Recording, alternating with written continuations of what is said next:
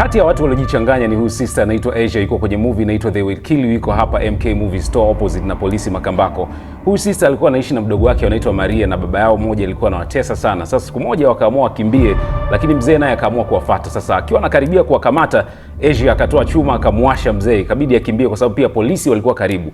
Miaka 10 inapita wakiwa wametengana, Asia amekamatwa yuko jela, lakini baada ya kutoka misheni yake inakuwa ni moja tu, kumtafuta dada yake Maria. Na katika kufuatilia anaambiwa kwamba alipata kazi kwenye jumba moja ambalo wafanyakazi wakiingia humo ndani huwa hawatoki. Sasa Asia akajifanya yeye ndio mfanyakazi anaenda kuomba kazi kwa mara ya kwanza.